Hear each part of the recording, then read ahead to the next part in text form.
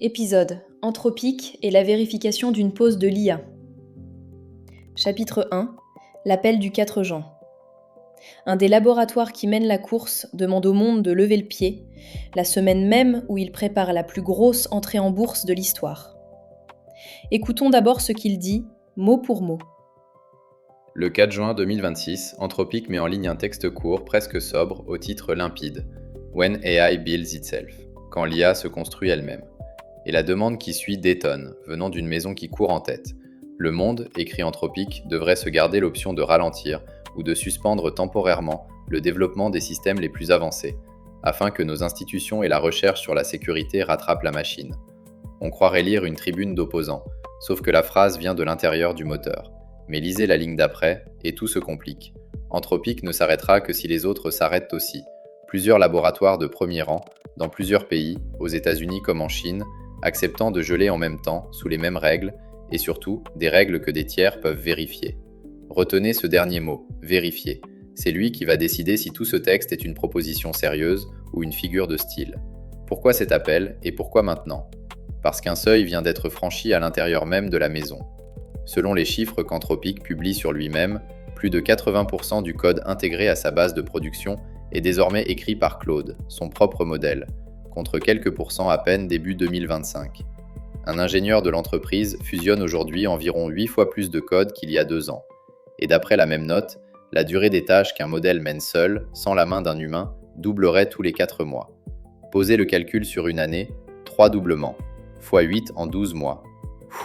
Voilà le fait nouveau, celui qui change la conversation. On l'appelle l'auto-amélioration récursive, un modèle qui aide à concevoir le modèle d'après, lequel aidera à concevoir le suivant, de plus en plus vite, avec de moins en moins de nous dans la boucle. Imaginez un atelier où l'outil se met à fabriquer un meilleur outil tout seul, chaque nuit, pendant que l'ouvrier dort. Anthropique le dit honnêtement, ça n'est pas encore arrivé, ça n'a rien d'inévitable. Mais ça pourrait surgir bien avant que les gouvernements ne soient prêts. Reste un détail de calendrier qui colore tout le reste. Quelques jours plus tôt, autour du 1er juin, la même entreprise déposait son dossier d'entrée en bourse, sur une valorisation proche de 1000 milliards de dollars. On demande au monde de ralentir, la semaine où l'on s'apprête à courir le plus vite et à lever la plus grosse mise de l'histoire pour gagner. Gardons donc la seule question qui compte pour l'instant, une pause qui ne se déclenche que si tout le monde accepte d'être inspecté. Est-ce que ça peut exister, ailleurs que sur le papier ? Chapitre 2 Le mot qui a fait échouer Baruch. 1946, un an après Hiroshima. Le monde tente déjà de mettre une arme sous cloche. Il bute sur un seul mot. Pour mesurer ce qu'Anthropique propose, il faut remonter 80 ans en arrière, 1946. La guerre vient de finir, le champignon atomique est dans toutes les têtes. Les États-Unis présentent aux Nations Unies ce qu'on appellera le plan Baruch. Et l'idée est vertigineuse pour l'époque. Placer toute l'énergie atomique de la planète sous une autorité internationale unique avant que d'autres pays ne fabriquent la bombe à leur tour. Sur le papier, le geste paraît généreux. La seule puissance nucléaire du moment propose de renoncer à son monopole.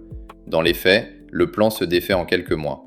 Et il se défait sur un mot, un seul, la vérification. L'Union soviétique refuse d'ouvrir ses installations aux inspecteurs, refuse de lever son droit de veto. Au fond, personne n'accorde sa confiance sans pouvoir contrôler, et personne ne peut contrôler sans que l'autre ouvre ses portes. Le résultat tient en une image. 2 géants qui se regardent en chiens de faïence, et 40 ans de course aux armements pour solde de tout compte. Voilà le précédent à garder en tête en écoutant Anthropique. Un appel au gel sans moyen de vérifier le gel ne produit rien, sinon de la défiance.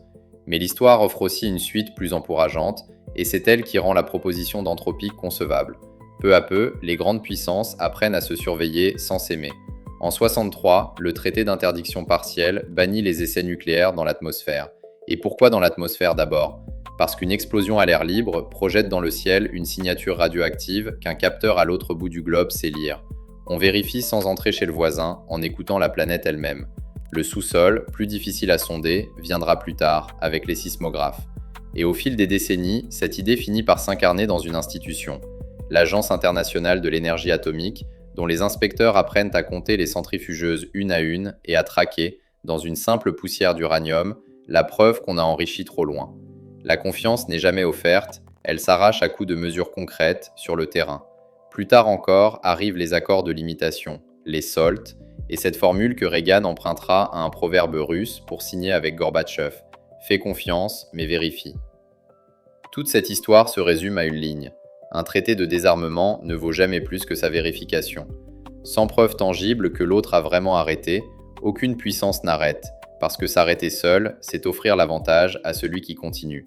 Et c'est précisément ce terrain, miné depuis 80 ans, qu'Anthropic vient fouler à son tour. Chapitre 3. Plus facile à cacher qu'un silo. Un missile se repère depuis un satellite. Un entraînement de modèle, non. Toute la difficulté se loge dans cet écart. Le plus troublant, c'est qu'Anthropic l'admet noir sur blanc. Oui, écrit l'entreprise, il faudrait des accords du même genre que ceux de la guerre froide, mais il est bien plus facile de masquer un entraînement d'intelligence artificielle que de dissimuler un silo à missiles. La phrase est rapportée par Al Jazeera et elle pèse plus lourd qu'elle n'y paraît. Prenons une seconde pour la déplier. Le silo, lui, se voit du ciel. Un satellite le photographie, un sismographe entend son essai souterrain et le moindre tir laisse au radar une trace qu'on suit à distance. Toute l'architecture du désarmement nucléaire tient sur cette base, ce que les diplomates appelaient les moyens techniques nationaux, la capacité de vérifier l'autre sans lui demander la permission. Un entraînement de modèle, lui, ne fait aucun bruit. Pas de panache, pas de signature radioactive, pas de traces au sol. Seulement des cartes graphiques qui chauffent dans un bâtiment anonyme, impossible à distinguer du centre de données voisin qui fait tourner une banque ou un service de vidéo. Imaginez la scène concrètement. Un hangar gris en bordure d'autoroute, quelques camions, un poste électrique. Rien ne dit si l'on entraîne là le prochain modèle frontière ou si l'on héberge des sauvegardes d'entreprise. Du dehors, les deux sont identiques.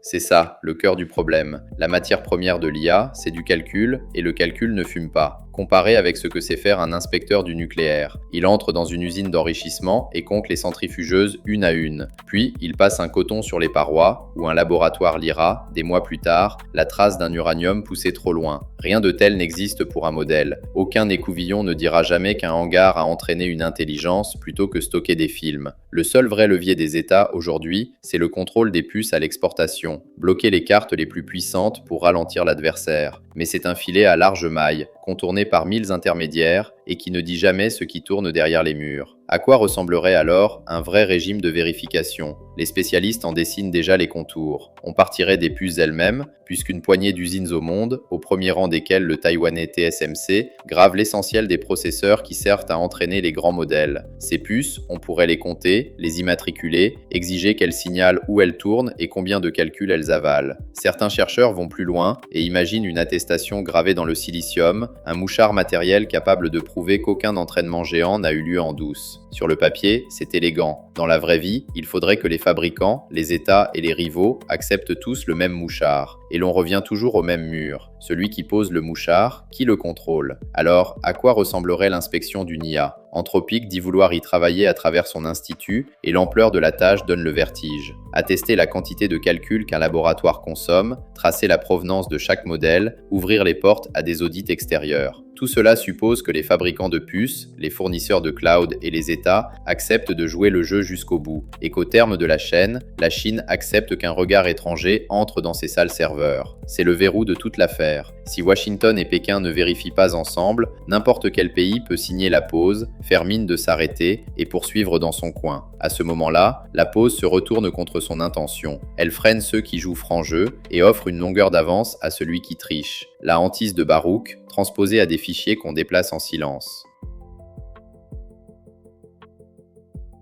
Chapitre 4. La pause qui ne se déclenche jamais. Et si la condition n'était pas faite pour être remplie? Lisons la proposition à l'envers. Retournons maintenant le texte, comme le font déjà ses détracteurs, et ils ne ménagent pas Anthropic. Pour certains analystes cités par Al Jazeera, ce billet relève davantage du marketing stratégique que d'une initiative concrète. À la Maison-Blanche, des responsables vont plus loin. Selon eux, cette fixation sur le pire scénario exagère les risques et revient, je cite, à une manière de ralentir ses rivaux sous couvert de sécurité.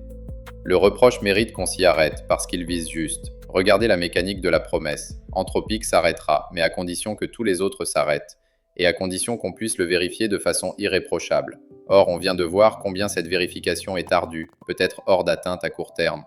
La barre de déclenchement est donc placée si haut qu'elle pourrait n'être jamais franchie. Et c'est là que le bât blesse. La contrainte repose entièrement sur le collectif, jamais sur celui qui tire la sonnette d'alarme.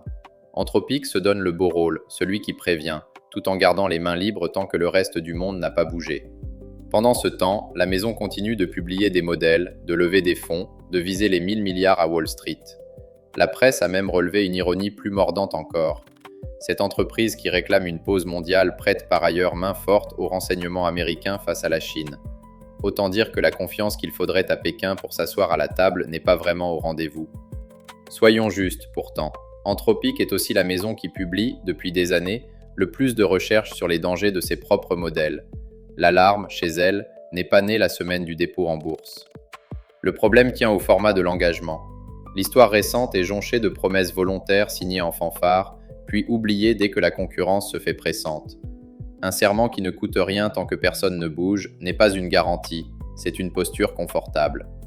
L'histoire récente le rappelle sans pitié. Souvenez-vous des grands engagements climatiques annoncés à grand bruit, puis vidés de leur substance dès que le calendrier politique changeait. Ou de ces chartes éthiques que des géants de la tech signaient avant de licencier l'équipe chargée de les faire respecter. Une promesse sans mécanisme de contrôle ne tient qu'aussi longtemps qu'elle ne coûte rien. C'est exactement l'épreuve qui attend l'appel d'Anthropic.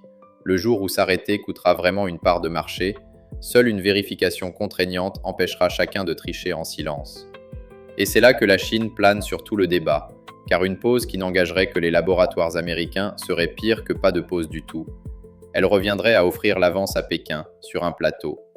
Anthropic le sait, et c'est pourquoi sa condition inclut explicitement la Chine. Mais demander à deux rivaux géostratégiques de s'ouvrir mutuellement leurs centres de calcul, en pleine guerre des puces, relève aujourd'hui du vœu pieux. La condition chinoise rend donc la proposition aussi raisonnable sur le principe qu'improbable dans les faits. Et pourtant, il faut tenir l'autre bout du raisonnement, sinon on se ment à soi-même. Le danger qu'Anthropic décrit n'est pas une fiction d'écran. Ces 80% de code écrits par la machine, cette durée de tâche qui double tous les 4 mois, ce sont des chiffres réels, posés par l'entreprise la mieux placée pour les connaître. Et un appel à réfléchir dès maintenant à la vérification, même intéressée, vaut toujours mieux qu'un silence confortable qui laisserait la course filer sans garde-fou. Le vrai sujet n'est donc pas de trancher si Anthropic est sincère ou calculateur. Il est sans doute les deux à la fois, et ça n'a rien de scandaleux. Le vrai sujet, c'est qu'en 2026, nous n'avons aucun instrument pour distinguer une alarme honnête d'une manœuvre habile. Et tant qu'on ne l'a pas, on est condamné à croire sur parole. Chapitre 5. La grille des 18 mois. Reste à savoir quoi surveiller. Et une question qu'aucun traité n'a encore tranchée. Alors, que regarder dans les 18 mois qui viennent? D'abord les actes, pas les mots. Anthropic dit vouloir réunir gouvernements, scientifiques, sociétés civiles et même ses concurrents autour de la question de la vérification. Le premier test sera de voir si OpenAI, Google ou les laboratoires chinois s'assoient vraiment à cette table, ou si la proposition reste un texte signé d'une seule main, brandi comme un étendard moral. Surveillez ensuite le protocole lui-même. Est-ce qu'un mécanisme concret émerge capable de prouver qu'un laboratoire a réellement arrêté? Une attestation du calcul consommé, un registre des puces livrées par les fabricants, des audits croisés acceptés de part et d'autre. Le jour où ces mots deviennent des procédures signées, la pause devient crédible, pas une minute avant. 2 rendez-vous compteront plus que tous les communiqués. D'abord le prochain sommet international sur l'IA, où l'on verra si la vérification entre vraiment à l'ordre du jour ou reste un vœu pieux. Ensuite la réaction de Pékin, qui dira si une coordination est seulement imaginable. Et garder un œil sur les contrôles à l'exportation de puces, qui pourraient, faute de mieux, servir de première ossature à un régime de surveillance, en attendant qu'on sache mesurer le calcul lui-même. Pour un dirigeant, un investisseur ou un régulateur qui nous écoute, la grille tient en une phrase. Ne jugez pas l'appel à la pause sur son intention, jugez-le sur sa vérifiabilité. Une promesse de s'arrêter qu'on ne peut pas contrôler n'engage personne. C'est une déclaration d'intention, pas un traité. Et confondre les deux, c'est exactement l'erreur que cet épisode veut vous épargner. Le même réflexe vaut d'ailleurs pour tous les grands serments climatiques ou industriels qu'on vous présentera demain. Cherchez toujours le mécanisme de contrôle avant d'applaudir l'engagement. Et c'est peut-être là la leçon qui dépasse Anthropic. Le monde a déjà réussi une fois à freiner une technologie d'apocalypse, mais il y est parvenu parce qu'une explosion atomique se voyait du ciel et s'entendait à l'autre bout du monde. L'intelligence artificielle, elle, s'entraîne dans le silence d'un hangar gris. Le plan Baruch a sombré en 1946 faute de pouvoir regarder à l'intérieur. 80 ans plus tard, Anthropic nous prévient que regarder à l'intérieur sera encore plus difficile qu'au temps des silos. La question n'est donc pas de savoir si l'on aimerait mettre l'IA en pause. Presque tout le monde répondrait oui sans réfléchir. La vraie question, c'est de savoir si l'on peut geler par traité une chose plus facile à cacher qu'un missile. Et tant que cette réponse manque, toute pause annoncée restera un acte de foi. Vous écoutiez Anthropic et la vérification d'une pause de l'IA. Merci d'avoir écouté jusqu'au bout. Si cet épisode vous a parlé, partagez-le.